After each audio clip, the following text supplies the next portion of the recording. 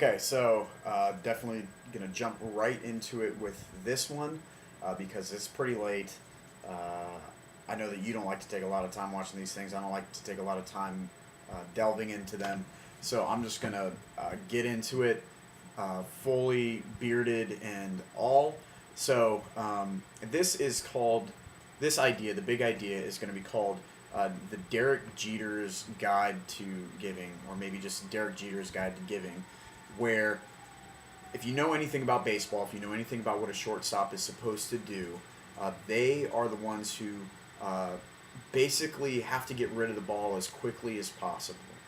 And one of the things that they do and other infielders do is that they flatten their glove as much as possible in order to make sure that the ball doesn't actually stay inside the glove, but it's just used as a transfer mechanism, as something that you get the ball and you get rid of it as quickly as possible. It's one of the most beautiful things to see when somebody turns a double play or when he has a really short period of time for him to actually make a play to first. So it's get the ball, get out of it, get rid of it as quickly as possible. So it's a transfer thing.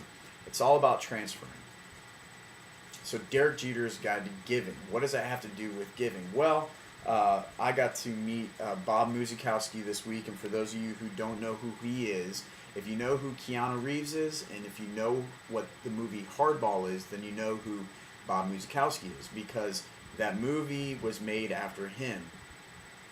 Back in the late 80s, early 90s, Bob Muzikowski moved to Chicago, moved to the worst projects of Chicago, unbeknownst to him, started playing catch with some kids, and before he knew it, a whole baseball league was formed. I'm sure there were probably some gaps to fill in there, but that's the short version of the story. And so a book was written, this book, Safe at Home, which we were just given on Thursday when we got to hear from him. A small group of us got to hear from him. He is a believer, loves Jesus, and what God has done in his life has impacted the way in which he's living his life now, probably for over the past 25 years, with first these little leagues and now with high school. And so he was talking to us, and he gave us this analogy that we need to radically change the way in which we give. And he used the glove analogy to really say that we should be living lives of transfer. It does begin with our pockets. It begins with the money that we have inside of our pockets or in our pocketbooks or in our wallets, our money clips, our bank accounts, what we have invested in our homes, our cars, our vehicles, whatever it may be, that we see our lives, our possessions, everything we own as something that we are transferring, that we are giving to other people, because ultimately, and this is a biblical concept, we are stewards of that. The problem is we live in a culture that says we have to keep, hold on to, protect, stay safe, make sure that you live in a safe neighborhood, that you keep your family safe, that you keep enough nest egg for when you retire and all these things. And he's saying keep your hand open, give, give, give.